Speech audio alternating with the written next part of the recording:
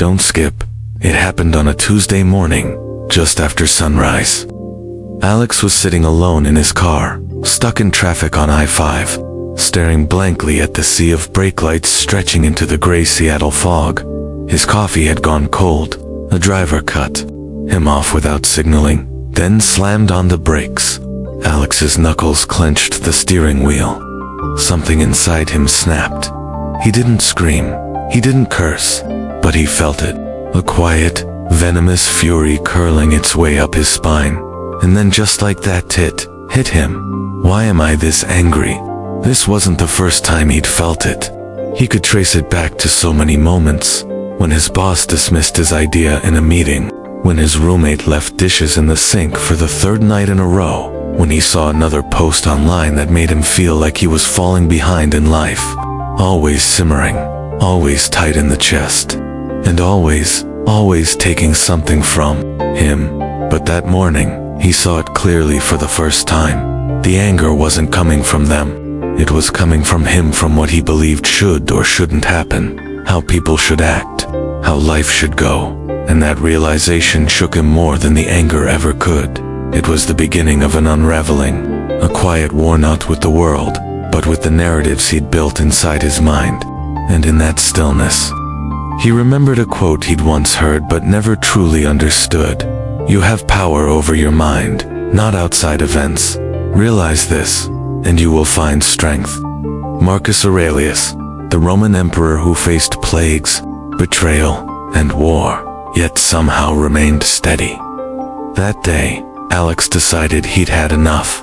Not of the traffic, not of the rude emails or the noisy neighbors. He'd had enough of being at the mercy of everything and everyone around him. He wanted peace, but not the kind you find in a cabin in the woods or a yoga retreat. He wanted the kind of peace that no one could touch. The kind that sits quietly in your soul, no matter what chaos surrounds you. And that's when he found Stoicism, not as a theory, not as a philosophy class, but as a lifeline. He began a practice that changed everything. Every night, before bed, he sat with a pen and asked himself 3 questions. When did I feel triggered today? What was I expecting in that moment? What could I have chosen to believe instead? He called it his thought, audit, and in the silence of those reflections, he saw something amazing. He wasn't angry because of events. He was angry because of his expectations. Expectations that the world would be fair, that people would be thoughtful, that life would bend to his preferences. But life doesn't bend. It moves. The Stoics didn't tell us to give up. They told us to wake up, to realize that the only true freedom we ever get is the ability to choose our reaction. So Alex practiced, day by day. Some moments he failed, but slowly, his mind began to change. That same traffic jam, it became a place to breathe. That coworker's rude comment, a chance to practice patience. That overwhelming to-do list, a reminder to focus only on what was within his control. Peace, he discovered, isn't something you wait for. It's something you build, thought by thought, breath by breath. And if you've ever felt like the world is constantly poking at you, testing you, pulling you into a storm you didn't ask for, this video is for you. Because what Alex discovered, you can discover too. The Stoics knew it. The psychologists now confirm it. Peace isn't the absence of conflict. It's the presence of clarity. And that clarity begins when you stop blaming the world and start mastering the only thing you truly own, your mind. If that speaks to you, if you want more stories like this, more tools to calm the storm within, subscribe to the channel. Your support keeps these lessons alive. And trust me, what's coming next might just change the way you see everything. Now, let me ask you something. Imagine someone cuts you off in traffic. Your heart jumps, your chest tightens. What's your first move? A. Honk, flash your lights, and mumble something under your breath. B. Take a deep breath. Ask yourself, is this worth my peace? And let it go. Drop your answer in the comments, A or B. Your response might reveal more about your mindset than you think. Let's keep going. Alina had always believed she was a patient person, but there was something about that Monday morning that tested every fiber of her restraint. A student had just rolled his eyes at her in front of the class. He wasn't being loud or hostile, just ... dismissive, as if her years of experience, the hours she spent preparing lessons, meant nothing. Her heart pounded, her mouth opened, ready to deliver a sharp, sarcastic remark that would surely cut through the smugness. But she didn't. She paused, and in that pause, something extraordinary happened. Time didn't stop, but her reaction did. She noticed the tension in her chest, the heat rising in her cheeks, the thoughts racing through her mind. How dare he? Why don't they ever appreciate me? This is so unfair. And then she breathed. Not a shallow inhale, but a deep, conscious breath. The kind that feels like reclaiming space inside your own body. That single pause, that fraction of a moment, became the difference between reaction and response. Later that evening, Alina sat alone in her tiny Miami apartment, the fan spinning overhead, the city buzzing just beyond her window. She remembered a line from Epictetus she had once written on a sticky note. It is not events that disturb people, but their judgments about them. She thought about what would have happened if she'd reacted the way she used to, with sharpness, sarcasm, a show of authority. She might have felt powerful for a second, but that power would have come from control, not clarity. What she'd done instead wasn't weakness. It was discipline. Alina had been practicing the Stoic art of pausing for months now, ever since she realized that most of her worst days weren't caused by others but by how she let others yank her peace away. At first, it was hard. Pausing felt like doing nothing. It felt passive. But she learned, slowly, that in the world of emotional mastery, the pause is the most active thing you can do. She started calling it the sacred second. That sacred second between stimulus and response, between offense and reaction, between the urge to lash out and the decision to lead with wisdom. Science backs it up. When we pause, even for a few seconds, we allow the brain's rational centers to regain control from the emotional centers. We shift from the amygdala, the fear and anger, zone back to the prefrontal cortex, where reason and empathy live. But Alina didn't care about neuroscience. What she cared about was this. For the first time in years, she wasn't dreading her work. She wasn't carrying resentment into her evenings. She wasn't rehearsing arguments in her mind long after the moment had passed. She had learned how to choose herself. Even in the fire, there was a particular moment that solidified everything for her. A student one she'd had trouble with all semester approached her after class. "You're different lately," he said. "I don't know what it is, but it feels like you listen more." She did listen, but more than that, she noticed more. Not just others, but herself, her triggers, her reactions, her choices. The Stoics never said emotions were bad. They said being ruled by them was. So Alina kept practicing. She set reminders on her phone. Pause first. She wore a bracelet and used it as a physical cue of her time her fingers brushed against it. She remembered to breathe before she spoke. She journaled at night, writing about every moment she almost snapped, and every time she didn't. Those almosts became victories. She wasn't emotionless. She was grounded. She still felt, but she was no longer a puppet pulled by invisible strings. That's the real power of the pause. It isn't about suppressing anger, it's about understanding it, meeting it at the door, looking it in the eye, and saying, "Not today, I choose something else." And it wasn't just in the classroom.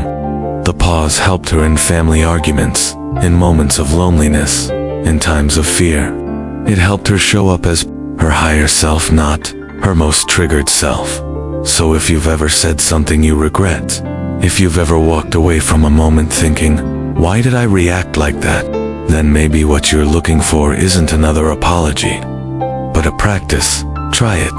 Choose one moment today, just one, when you feel irritation rising. Don't fight it.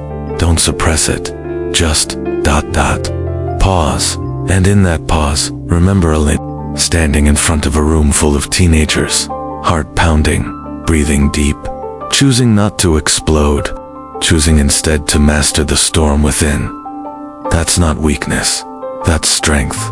Stoic strength, the kind that saves you, moment by moment. Let's continue. Jordan stood at the window of his co-working space in San Francisco, watching the rain roll in from the bay. It wasn't the weather that weighed on him, it was the voice in his head. Another investor had passed on his idea.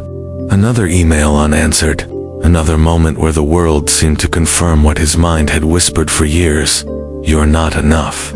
That voice, quiet but relentless, wasn't new. It had been there since childhood, echoing after every failed test, every missed opportunity, every time someone else got the praise.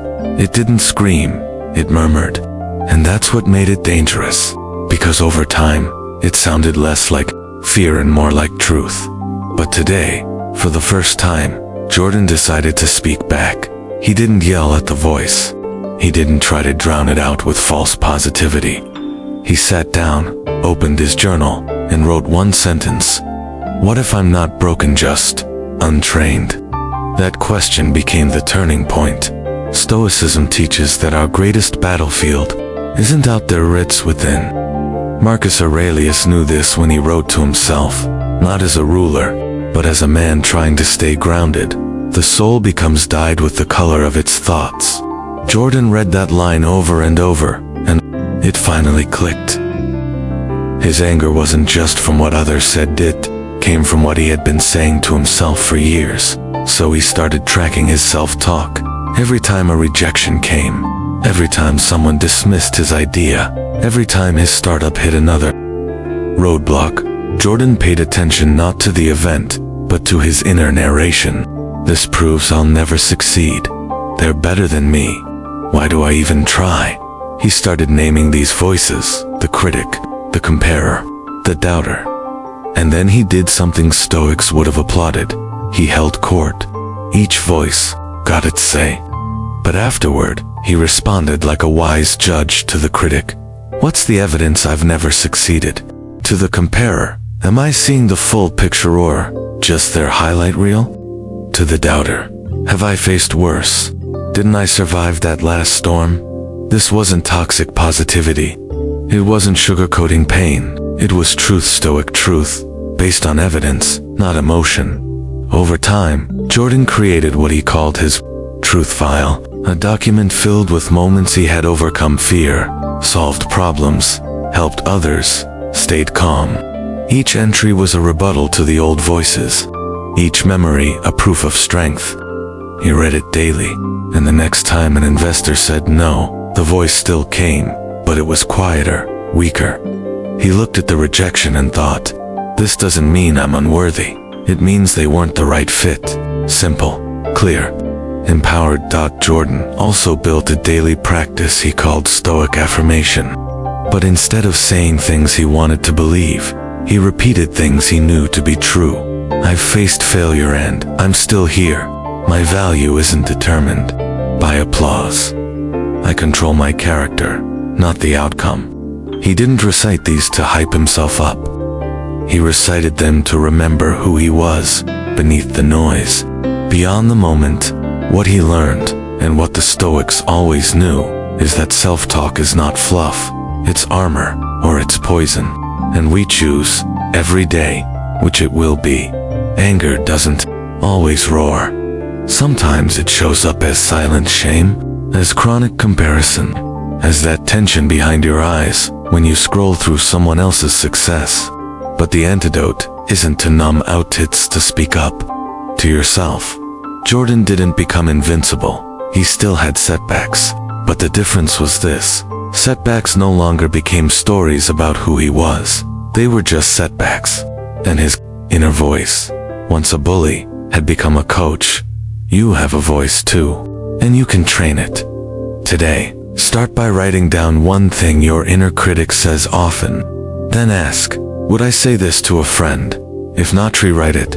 Speak back. Reclaim your narrative. Because when your self-talk is clear, calm, and grounded in truth, anger has nowhere to stick, and that voice in your head, it stops being your enemy and starts becoming your guide. Maria never expected to cry in the middle of the subway in New York City, but there she was, motionless among the blur of bodies, clutching her phone like it had just burned her. The message had come from her closest friend, someone she'd trusted for years. It was short, brutal, and filled with the kind of venom that made her question everything. Honestly, you've always been self-centered. I just didn't want to say it until now. Her chest tightened, not from the words themselves, but from the sting of betrayal. She could have responded with fury. She could have screenshotted it, sent it to mutual friends, written her version of the truth in angry paragraphs. But instead, she sat, still, silent. And then a thought floated to the surface, not her own, but a quote she had read just days before. Choose not to be harmed. You won't feel harmed. Don't feel harmed, and you haven't been. It was Marcus Aurelius. And in that moment, Maria didn't just understand his words.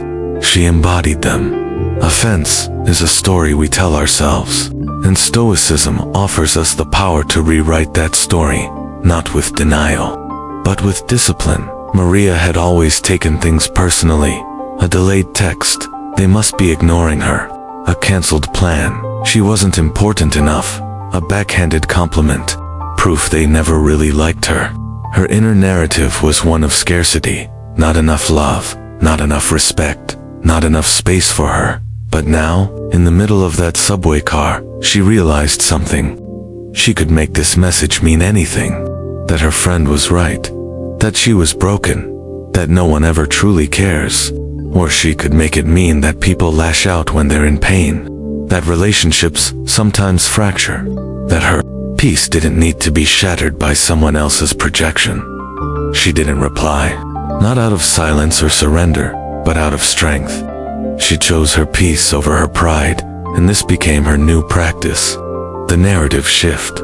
Stoicism doesn't ask us to be emotionless. It asks us to question the story that emotion is built upon. When someone offends you, what are you telling yourself about it? That it means you're worthless, that they've always hated you, or that it's an opportunity to examine, to empathize, to step back instead of strike back. Maria started rewriting these micronarratives in real time. Maybe she's had a rough morning, a cold reply from her boss. Maybe it's about the deadline, not about me. An Instagram post that felt like a dig. Maybe that's just my own insecurity speaking. This wasn't toxic forgiveness. She still held people accountable, but she stopped letting their behavior define her value. One day, during a team presentation, a coworker interrupted her multiple times, speaking over her, correcting her points with a condescending smile. The old Maria would have shut down, maybe cried in the bathroom. But now, she paused, smiled calmly, and said, "Thanks for jumping in. I'd love to finish my thought, then hear your feedback." No anger, no sarcasm, just clarity. And the entire room felt it. Her composure wasn't weakness, it was command. The Stoic shift doesn't erase pain, but it gives you a way through it. A reframe, a question. Is this mine to carry? Is this the only story I can tell?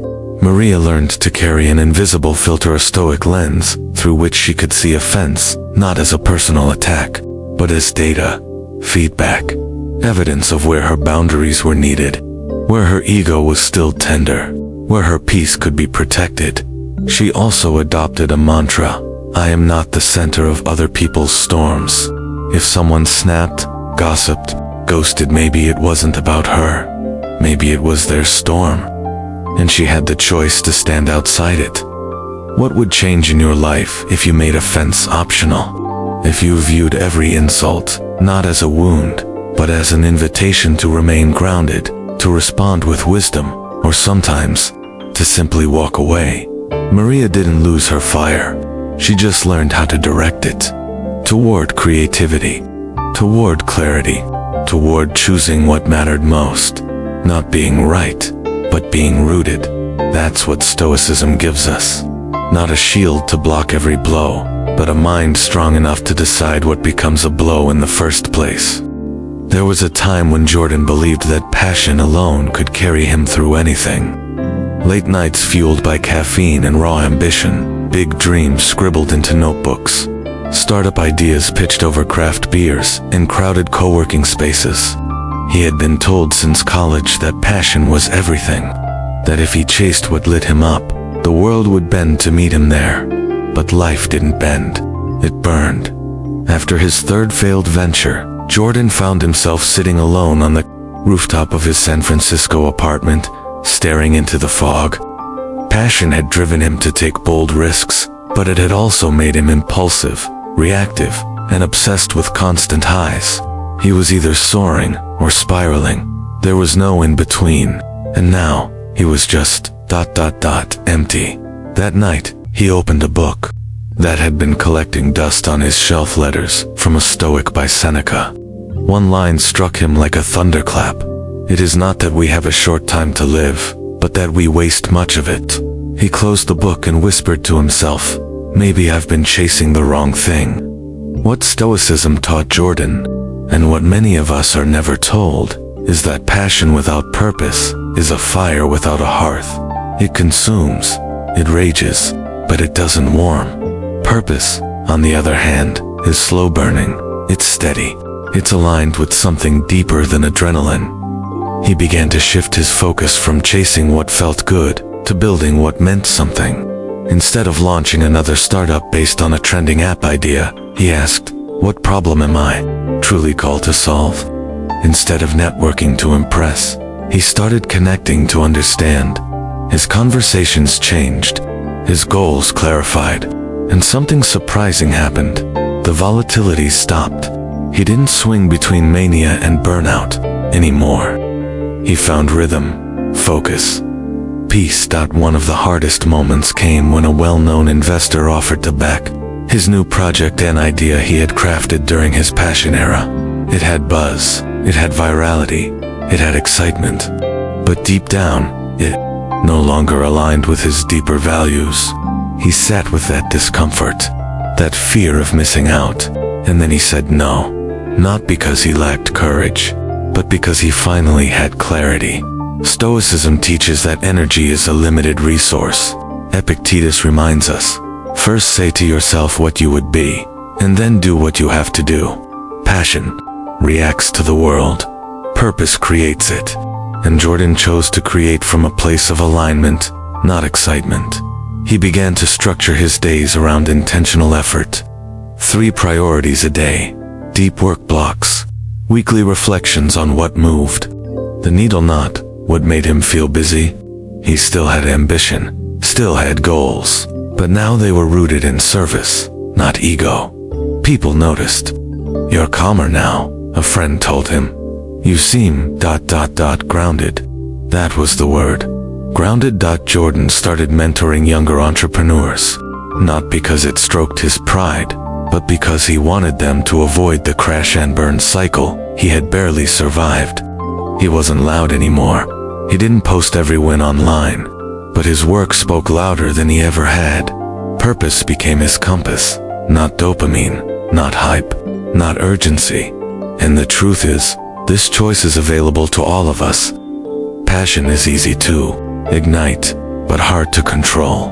Purpose takes work, but it carries us further. So ask yourself, where is your energy going? Is it being scattered by 100 competing passions, or is it being poured into something that actually matters? Jordan's journey isn't about rejecting passion altogether. It's about anchoring it, directing it, letting it serve a mission larger than self-gratification. Because in the end, it's not the fire that burns brightest that lasts. It's the one that's tended with care, fed by meaning, and protected by clarity. And that's what Stoicism teaches. Live not for the spark, but for the flame. On a brisk November evening in San Francisco, Jordan sat by the bay, watching the waves ripple beneath the Golden Gate Bridge. The skyline shimmered in the distance, quiet and constant, something he hadn't felt in himself for a long time. Life was still messy.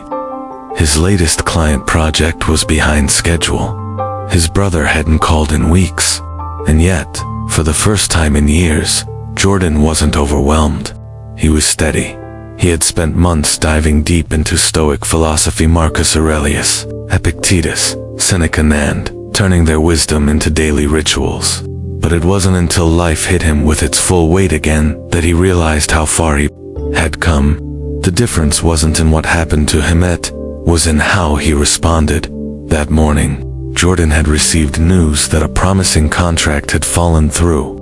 Months of preparation vanished in a single email. In the past, that would have triggered a spiral of anger and self-doubt, but instead, he stepped outside, walked to the bay, and breathed. He didn't fight the emotion. He didn't pretend it didn't hurt. He acknowledged it, observed it, and released it like letting go of a rock he no longer needed to carry. This was the moment when theory met life. Stoicism isn't an intellectual pursuit. It's a discipline of the heart, and its power only emerges when practiced in the middle of chaos, not away from it.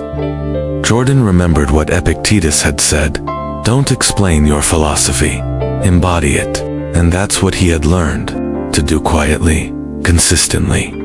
He now began his mornings with a ritual he called anchoring. Before reaching for his phone or opening his laptop, he lit a candle, wrote down 3 principles he would live by that day: patience, clarity, compassion, and asked himself, what's likely to disturb me today, and how will I meet it with virtue? This foresight changed everything, because trouble was inevitable. A tense client call, an unexpected bill, a moment of loneliness. But when he expected life to test him, he stopped being surprised. He stopped resisting reality, and in that acceptance, he found freedom. The turning point came one rainy Tuesday. A friend he trusted blindsided him with a cruel comment made in front of others. The old Jordan might have snapped, retaliated, withdrawn for days, but instead, he paused and remembered a passage from Marcus Aurelius. When you wake up in the morning, tell yourself, the people I deal with today will be meddling, ungrateful, arrogant, dishonest. They are like this because they do not know good from evil. He didn't condone the hurt, but he didn't let it poison his peace. He responded with dignity, and that night, instead of venting or stewing, he journaled the event, not to relive, eat, but to refine himself through it. Sustaining calm doesn't mean avoiding emotion. It means letting emotions flow without letting them rule. It means being rooted in values that don't change, even when the world around you does. Jordan's journey wasn't glamorous. There were no viral breakthroughs, no dramatic transformations, just quiet victories, choosing to breathe instead of lash out, choosing to reflect instead of react, choosing to respond with grace when he could have justified bitterness. That's how Stoicism works. It rewires your instincts. It helps you stop chasing control over others and start claiming control over yourself. He also started sharing his journey not as a guru, but as a peer. He led small reflection circles, helped friends track their emotional patterns, and introduced others to Stoic texts that had saved him in the dark. Because wisdom, when shared, becomes generational. It ripples. In the end, Jordan didn't become invincible, but he became unshakable in a way that mattered. He knew the storms would come, but he also knew that the calm within him was not circumstantial. It was cultivated, earned, maintained. And so, as the wind picked up along the San Francisco Bay that night, Jordan simply zipped his jacket, pulled his notebook from his bag, and began writing. Today I lost a deal, but not myself, and that is the better trade. Because life doesn't reward the loudest or the angriest. It rewards the one who can remain calm, compassionate, and grounded when everything else trembles. That, he realized, is the real practice. And that is the Stoic life lived, not just learned. As we reach the end of Jordan's journey, from the burning intensity of passion to the tempered strength of purpose, from reactive outbursts to mindful responses, from fragmented thinking to steady clarity, one thing becomes unmistakably clear. This wasn't a straight path. It was a winding one, punctuated by mistakes, heartbreak, disillusionment and, ultimately, rediscovery. Yet through each turn, he carried a steadfast companion, the Stoic mind. Jordan's life began in high gear, fueled by excitement, ambition, and the intoxicating belief that if he just pushed himself fast enough, he'd leave every obstacle behind. But as the chapters unfolded, he realized that speed without direction is chaos. Impulse without reflection is a liability. Passion without purpose is like setting fire to your own foundation's temporary blaze. Devastating aftermath. That revelation was the catalyst for change. Through practical Stoic exercises anchoring principles each morning, pausing in the storm, rewriting his inner dialogue, shifting narrative frames, and directing energy toward intentions, didn't just manage emotions. He transformed them. Anger became clarity. Frustration became fuel. Disappointment became affirmation. What once threatened to unravel him became the very tools he used to rebuild. He learned that Stoicism is not about suppressing emotion, but about transforming reaction. It's not a cold philosophy. It's a warm discipline, one that recognizes the full spectrum of human feeling while refusing to be defined by it. Stoicism doesn't ask us to be inhuman. It teaches us to be wholly human, aware, intentional, grounded, in reconnecting with himself and with principles that resonate across centuries. Jordan tapped into something profound. True resilience isn't born from avoiding difficulty. It's born from meeting it head-on, with steady resolve and self-awareness. In rejecting quick fixes and embracing depth work, he discovered emotional endurance. In practicing calm under pressure, he found intuitive leadership. In reclaiming his narrative, he unearthed authentic confidence. The transformation transformed more than just his internal world. It changed the way he related to others, framed his work, and approached possibility itself. No longer chasing external validation, he became a partner, a mentor, a leader who guided with measured presence rather than impulsive energy. No longer obsessed with outcomes beyond his control, he turned inward toward things he could shape. His thoughts, his choices, his legacy. So what can you take from all this? Here are the core lessons. Distilled from Jordan's path and rooted firmly in Stoic wisdom but with practical power for today's world, your mind is the reins. You can't always control what happens, but you can control how you interpret it. A pause, a breath, a reflective question can dismantle a reactive spiral before it gains momentum. Anchor before you launch. Starting each day with clear intentions, values you will honor, reactions you will manage, purpose you will serve, sets the stage for resilience. Not just activity. Speak to yourself like a guide, not a judge. Replace "why did I do that" with "what can I learn from this?" Compassionate self-dialogue turns shame into insight. Reframe setbacks as prompts. Didn't get the result you wanted? Ask instead, what opportunity is hidden here? Redirecting your narrative shifts you from victim to pilot. Channel energy toward what matters. Not every battle is worth the fight. Ask, does this fuel your purpose or just drain your spirit? Practice calm in real time. Theory is meaningful, but only when you apply it under pressure, during disagreements, unexpected challenges, emotional jolts. Build quiet rituals of resilience. Journaling, reflection, breathwork. They're not indulgent. They're the scaffolding that holds your mental architecture upright. Choose character over momentum. Results matter, but not at the cost of integrity. When decision-making aligns with virtue, demands feel lighter, and meaning deepens. Now it's your turn. Reflect on Jordan's journey. Which part resonates most with where you are today? Maybe you're burning bright with passion, but feeling burned out. Maybe you're caught in the aftermath of a setback, unsure which way to turn. Maybe you're seeking calm in a world that demands so much of your attention. Or maybe you're already practicing Stoic strategies, and they've changed your life. and you want to help someone else discover them. Share your thoughts in the comments. Which lesson speaks to you most, and how will you take your first small step today?